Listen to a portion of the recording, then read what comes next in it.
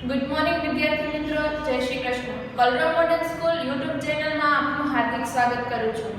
ધોરણ 7 વિષય સામાજિક વિજ્ઞાન, પાઠ નંબર 5, જેનું નામ છે વનવાસી વિચરતી જાતિ અને સ્થાનિક સમુદાય, જેમાં આપણે પાઠ્યપુસ્તકમાં પેજ નંબર 28 સુધી જોયેલું હતું. હવે પેજ નંબર 29 પર જુઓ, જેમાં પહેલું આપેલું છે જનજાતિઓમાં આવેલા સાંસ્કૃતિક પરિવર્તનો. કેવા પરિવર્તનો? તો જુઓ, અર્થવ્યવસ્થા અને સમાજની જરૂરિયાતો વધતા નવા કલા કૌશલ્યો ધરાવતા લોકોની આવશ્યકતા ઊભી થઈ. સમાજની જેમ જેમ જરૂરિયાતો વધતી ગઈ એમ નવી કલા કૌશલ્યો ધરાવતા હોય એવા લોકોની શું થાય? માંગ ઊભી થાય છે. સમાજ જુદી જુદી જાતિઓમાં વિભાજિત થયો. હવે આ જે જનજાતિ છે એ જુદી જુદી જાતિઓમાં શું થઈ? વિભાજન, ભાગ પડી ગયા. જેમાં અમુક જાતિને સમાજમાં સ્થાન મળ્યું અને અમુક જાતિ હજી એવી હતી જેને સ્થાન મળ્યું ન હતું, એટલે કે પાછળ રહી ગઈ હતી. બીજી બાજુ ઘણી જનજાતિઓ અને સામાજિક જૂથોની જ્ઞાતિ આધારિત સમાજમાં સમાવી તેમને જાતિનો દરજ્જો આપવામાં આવ્યો. જેમ મેં આગળ કીધું એમ અમુક જાતિને શું થયું? સમાજમાં સ્થાન મળ્યું અને અમુક એવી જાતિ હતી જેને સમાજમાં હજી સુધી દરજ્જો મળ્યો નથી. આવી જાતિઓમાં વિશિષ્ટ કૌશલ્ય ધરાવતા સમુદાય મુખ્ય છે. હવે વર્ણનને બદલે જાતિ સમાજના સંગઠનોનો આધાર બન્યો. આવી જાતિઓમાં જેની પાસે વિશિષ્ટ કૌશલ્ય આવડત હોય એવા લોકો કેવા થયા? મુખ્ય જાતિ બની. ખ્યાલ આવ્યો? હવે છે વનવાસી અને વિચરતી જાતિની ઉપલબ્ધિઓ. હવે આ જે વનવાસી અને વિચરતી જાતિની ઉપલબ્ધિઓ છે ને, એમાં બે જાતિની વાત કરવામાં આવી છે. એક તો પેલી ગોંડ અને અહોમ, જેમાં આજના વિડિયોમાં આપણે ગોંડ જાતિ છે એની આપણે માહિતી મેળવવાની છે. તો ચાલો જો, ભારતના ગોંડવાના નામના વિશાળ વન પ્રદેશમાં રહેનારી પ્રજા ગોંડ તરીકે ઓળખાય છે. પહેલો સવાલ એમ કે ગોંડ જાતિ કોને કહેવાય અથવા ગોંડ જાતિ કઈ રીતે ઓળખાય છે? તો જવાબમાં શું આવશે? ભારતના કયા પ્રદેશમાં ગોંડવાના નામના વિશાળ, કેવો પ્રદેશ? વન પ્રદેશ, જંગલ પ્રદેશ, એમાં રહેનારી પ્રજા કેવા નામે ઓળખાતી? ગોંડ તરીકે ઓળખાતી. જે ભારતની જૂની જનજાતિઓ પૈકીની એક છે. ભારતમાં જે જનજાતિઓ છે એમાંની એક જૂની જાતિ તરીકે ઓળખાય છે. હવે આ લોકો શું કરતા? તો તેઓ સ્થાનાંતરિત ખેતી કરતા. નાના નાના કુળોમાં વહેંચાયેલી વિશાળ ગોંડ જાતિમાં પ્રત્યેક કુળનો એક રાજા હતો. તો આ લોકો છે ને સ્થાનાંતરિત ખેતી કરતા, સ્થળાંતરિત. હવે એ ખેતી કેવી હોય? તો દાખલા તરીકે કોઈ એક જમીનનો ભાગ છે જેમાં જમીનમાં નાના મોટા ઝાડ હોય કે અથવા નાના છોડ હોય, એ જમીન હોય ને એ ઝાડ છોડને એ સળગાવી દે છે. ત્યાર પછી ત્યાં એ ખેતી કરે છે. 2-3 વર્ષ સુધી ખેતી કરે છે. હવે અમુક વર્ષ જતા એ જમીનની ફળદ્રુપતા કેવી થાય? ઘટતી જાય. તો હવે એ જમીન એ મૂકી દે છે અને ત્યાંથી બીજી જમીન પકડે છે અને એમાં જે ઝાડ ને છોડ ને જે હોય એને સળગાવે છે અને ત્યાં ફરીવાર પાછી ખેતી કરે છે. આવી રીતના એ 2-3 વર્ષે જમીન બદલે છે. તો ઈ ખેતીને કેવી ખેતી કહેવાય? સ્થળાંતરિત ખેતી કહેવાય. જો આટલું જાણો બોક્સ છે એમાં ઈ ખેતીની વ્યાખ્યા આપેલી છે, જે તમે વાંચશો એટલે તમને ખ્યાલ આવી જશે. અહીંયા મેં તમને ટૂંકમાં સમજાવી છે. હવે જો એમ કીધું છે, આ ખેતી કરતા નાના નાના કુળોમાં વહેંચાયેલી વિશાળ ગોંડ જાતિમાં પ્રત્યેક કુળનો એક રાજા હતો. હવે કઈ રીતે એક કુળનો રાજા હતો? તો જો અકબરનામામાં નોંધાયું છે કે ગઢક કંડાના ગોંડ રાજ્યમાં કેટલા ગામડાઓ હતા? 70,000 ગામડાઓ હતા. હવે તેમની રાજ્ય વ્યવસ્થા કેવી હતી? કેન્દ્રીકૃત હતી. રાજ્ય કેમાં વહેંચાયેલો હતો? ગઢમાં વહેંચાયેલો હતો. દરેક ગઢ પર એક ખાસ ગોંડ કુળનું આધિપત્ય હતું. દરેક ગઢ 84 ગામોના એક એકમમાં વહેંચાયેલો હતો, જેને 84 તરીકે ઓળખાતા. હવે આ 84 છે ને એમાં પાછા 12 ગામોના ભાગ પાડેલા. એને શું? એનો ઈ પેટા એકમ છે. એને શું કહેવાય? 12 હોદોમાં વહેંચવામાં આવે એટલે તેને 12 હોદો કહેવાય. હવે કઈ રીતના? તો જો દાખલા તરીકે તમે વિચારો કે ગુજરાત રાજ્ય છે, એ એક વિસ્તાર રાજ્ય છે કયો? હવે એમાં અલગ અલગ સિટી આવેલા છે. તો ઈ સિટીને આપણે ગઢ તરીકે લઈ લઈએ. હવે જો હવે ઈ સિટી છે, ઈ સિટીમાં આપણે અમુક વિસ્તાર લઈ લીધો. હવે ઈ વિસ્તાર છે એને આપણે ક્યાં નામે ઓળખશું? ગામોના રાજ્ય, પછી એમાં ગઢ કોણ, તો અલગ અલગ સિટી, અલગ અલગ શહેર આવેલા હોય. એ શહેરમાં નાના નાના વિસ્તારો પડતા હોય. એ વિસ્તારને આપણે શું નામ આપશું? ગામ. એ ગામ હોય, એ ગામનો સમૂહ, એને શું કહેવાતું? 84. હવે એ જે વિસ્તાર છે, એ વિસ્તારમાં અમુક સોસાયટીઓ પડતી હોય. એનો શું થયો? પેટા એકમ. એને શું કહેવાશે? 12 હોતો. તો રાજ્યની અંદર રાજ્ય છે, એની અંદર જે સિટી, જે શહેરો છે, એને આપણે ગઢ તરીકે લઈ લઈએ. હવે એ ગઢમાં અલગ અલગ વિસ્તારો આપેલા હોય. એને આપણે શું, એ એકમને શું કહેશું? 84 એકમો કહેશું. ખ્યાલ આવે છે? હવે એ 84 જે એક એકમ પડે છે ને, એ એકમમાં નાની નાની સોસાયટીઓ વહેંચાયેલી હોય. એ સોસાયટીનો જે સોસાયટી છે, એને શું કહેશું? પેટા એકમ કહેશું. ખ્યાલ આવ્યો? એ પેટા એકમ કેટલાનો બનેલો હોય? પાછો 12 ગામોનો બનેલો હોય. ખ્યાલ આવ્યો? તો એને પાછું કેના નામે ઓળખાશે? 12 હોતો નામે ઓળખાશે. રાજ્ય ગઢમાં વહેંચાયેલા હતા. દરેક ગઢ પર, દરેક ગઢ, એની ઉપર કોનું આધિપત્ય હતું? ગોંડ કુળનું આધિપત્ય હતું. હવે દરેક ગઢમાં કેટલા ગામો આવેલા હતા? તો 84 ગામો આવેલા હતા. તો ઈ એકમને કેના નામે ઓળખાતા? 84 નામે ઓળખાતા. હવે 84 જે ગઢ આવેલા હોય છે, જે નાના નાના ગામો છે, એકમો હોય છે, એના પાછળ પેટા પ્રકાર પડ્યા. એને પાછળ કયા નામે ઓળખાણા? 12 હોતો નામે ઓળખાણા. મોટા રાજ્યના ઉદય સાથે ગોંડ સમાજમાં પણ પરિવર્તન આવ્યું.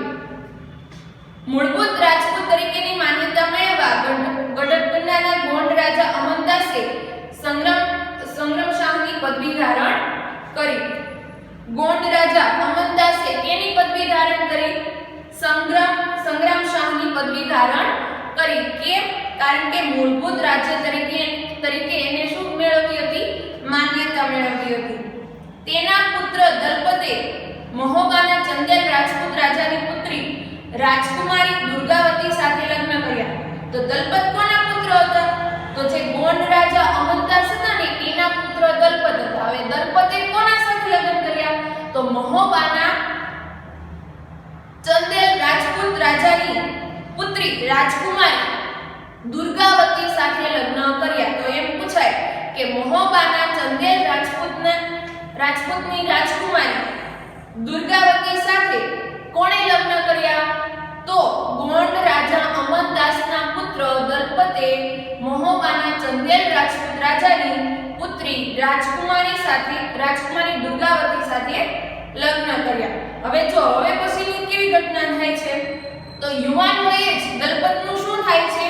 મૃત્યુ થાય છે. કોઈ બીમારી હશે જેના કારણે ઈ યુવાનમાં જ મૃત્યુ પામે છે. તો હવે પોતાની પત્ની એટલે કે જે રાણી દુર્ગાવતી હતી, એને શું કર્યું? તો યુવાન વયે જ દલપતનું મૃત્યુ થતા દુર્ગાવતીએ 5 વર્ષના પુત્ર વીર નારાયણના નામથી શાસન સંભાળ્યું. હવે એનો પુત્ર તો નાનો હતો, એટલે કે એ રાજ્ય વહીવટ કરવા માટે સક્ષમ ન હતો. તો દલપતની જે પત્ની હતી ને, દુર્ગાવતી, એને કોના નામે શાસન ચલાવ્યું? પોતાના 5 વર્ષના પુત્ર, નામ શું હતું? વીર નારાયણ, તેના નામે એને શાસન સંભાળ્યું. 1565 માં આસિફ ખાનના નેતૃત્વ હેઠળની મુગલ સેનાએ દુર્ગાવતીને હરાવી. તો દુર્ગાવતીને કોણે હરાવી? તો ઈસવીસન 1565 માં આસિફ ખાનના નેતૃત્વ હેઠળ મુગલ સેનાએ દુર્ગાવતીને હરાવી.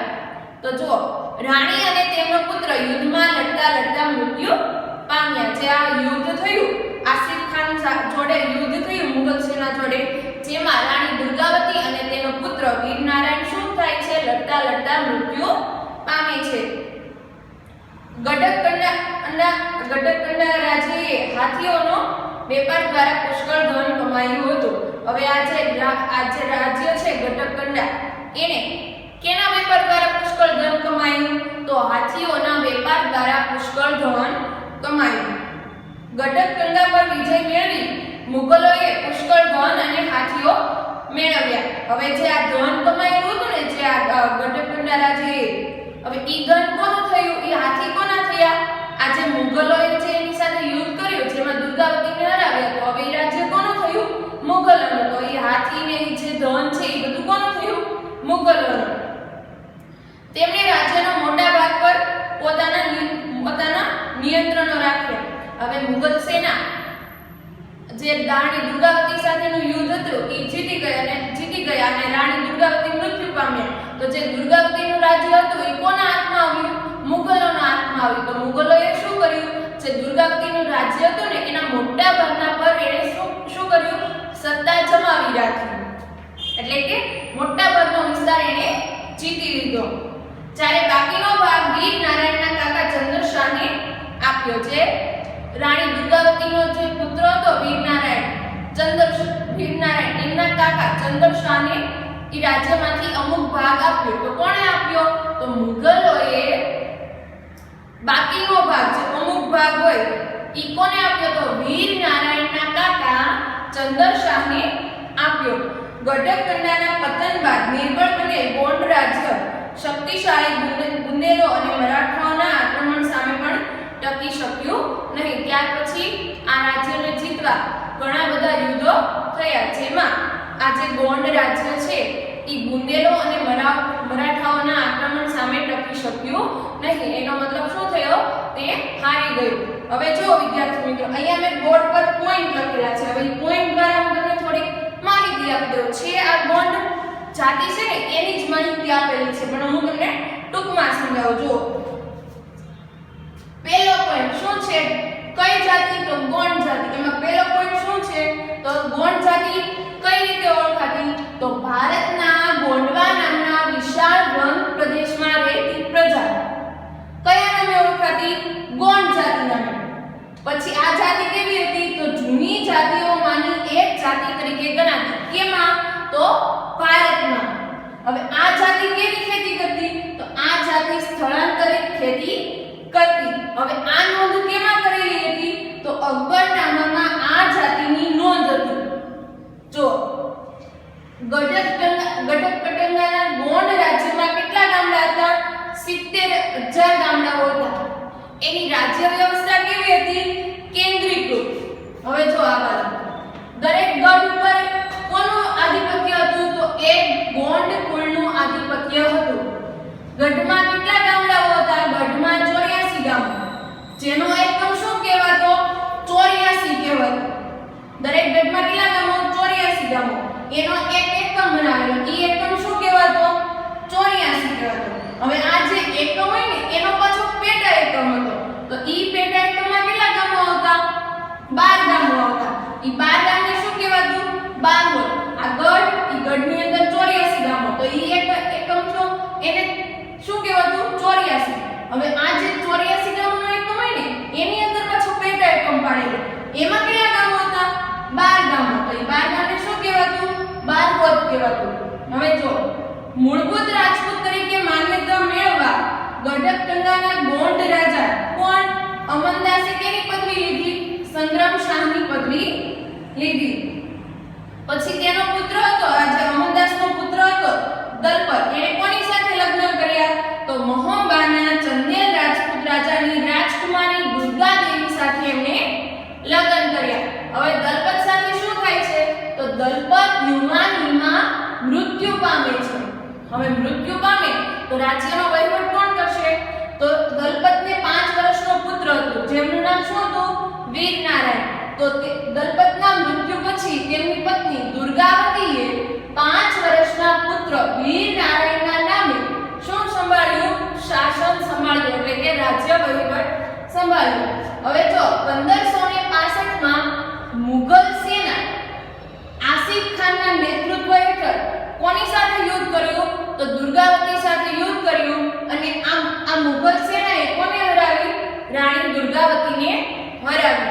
હવે આ યુદ્ધમાં કોનું મૃત્યુ થાય છે? તો આ યુદ્ધમાં પુત્ર અને જે દુર્ગાવતી છે એ પોતે અને તેમનો પુત્ર વીર નારાયણનું મૃત્યુ થાય છે. કેમ કરતા? તો યુદ્ધ લડતા લડતા મૃત્યુ પામે છે. ત્યાર પછી મુગલોએ જે આ ગોંડ રાજ્ય છે તેને હરાવ્યું અને એની પાસે જે ગોંડ રાજ્ય પાસે જે પુષ્કળ ધન અને હાથીઓ હતા એને શું કર્યા? મેળવ્યા. હવે મોટા ભાગ પર સત્તા જમાવી. તો કોણે સત્તા જમાવી? મુગલોએ ગોંડ રાજ્યના મોટા ભાગ પર સત્તા જમાવી અને જે અમુક ભાગ